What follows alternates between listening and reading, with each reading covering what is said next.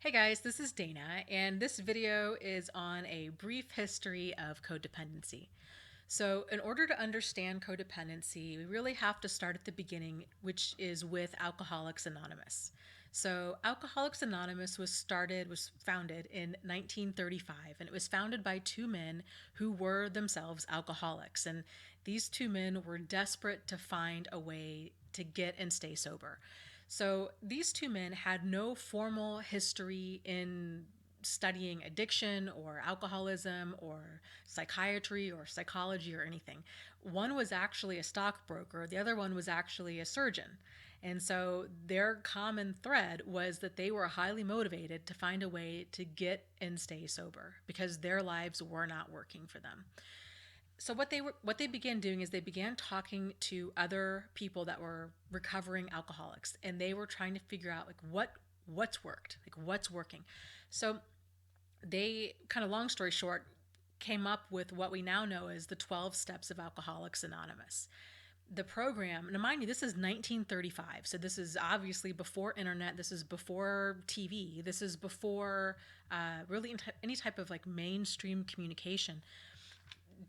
They were able to get this program to be so successful that word of mouth just it just went like wildfire. So this program very quickly became nationwide. And treatment providers were looking at this and they're like, wow, whatever they're doing is really working. So let's do this on an even larger scale. So they began opening up, in the 1950s, they began opening up alcohol treatment centers. And so the early treatment centers were based on kind of what was working for Alcoholics Anonymous, which was the idea that treating alcoholism like a disease process and treating it on a very individualized basis. So the mindset was really, if we can get rid of the alcoholism, then this person's life can become functional, that they would then be happy and healthy.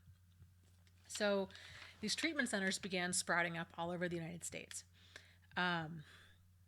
They began to notice a lot of similarities, not only between alcoholics, but between their spouses and even their children as well. And the more they kind of just observed these different dynamics at play, the more they realized we can't deny what we're seeing here. Like this is a lot bigger than what we originally thought. This is not just about alcoholism. And what they were realizing is while you had the alcoholic who was addicted to the alcohol, you had the spouse of the alcoholic who was either addicted to the alcoholic or they were addicted to the alcoholic staying an alcoholic. And so once they realized this, they kind of felt like they needed a term for the spouse of the alcoholic. And originally they began referring to them as quote unquote co alcoholics.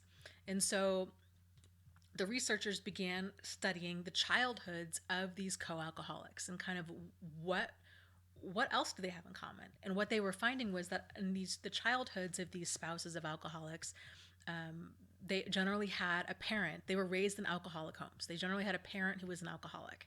And so then they began to theorize, what if we're looking at this kind of backwards? What if it's not that the alcoholism is what is making this family dysfunctional, but what if it's that these people themselves are already dysfunctional and that they're attracted to somebody who is either an alcoholic, or from the alcoholic standpoint, that the alcoholic is attracted to somebody who's either going to really need them or who's going to enable them in some way. And so then they just expanded their view to really just observe all of these different family dynamics at play. So the mindset shifted from treating alcoholism as the problem to treating it as a symptom of a bigger problem, which was the different dysfunction between the people in the family. So fast forward to the 1960s. The 1960s had a lot of, very drug experimentation, and kind of along with that drug experimentation became drug addiction. And so in the late 60s, early 70s, these treatment centers expanded the services that they were providing to not only just work with alcoholics, but work with drug addicts as well. And as the treatment of addiction became more mainstream, and it expanded to include more and more people, the term codependent came into being, because we're not just talking about alcoholics anymore. We're talking about people that are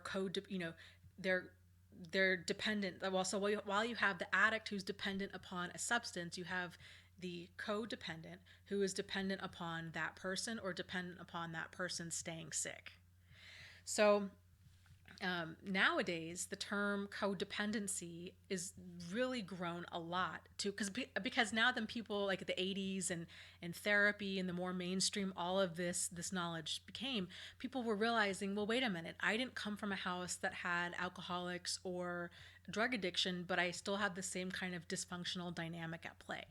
And so then the terms, it just keeps growing over time. And so now it's really grown to include anyone that's in any type of dynamic, regardless of their childhood, where it's this unhealthy blurring of boundaries, this enmeshment between two people, where there's a level of either a person needing to be rescued or a person needing to be a rescuer. So that's it for this video. In the next video, I'm going to be covering what is a codependent relationship. So I'll be really curious to see kind of what you guys have to say on all of this, and we'll just continue this conversation down below in the comments. And as always, lots of love to you guys. You are not alone, you are not crazy, and you really can heal from this. So take care, and I will talk to you soon. Okay, bye.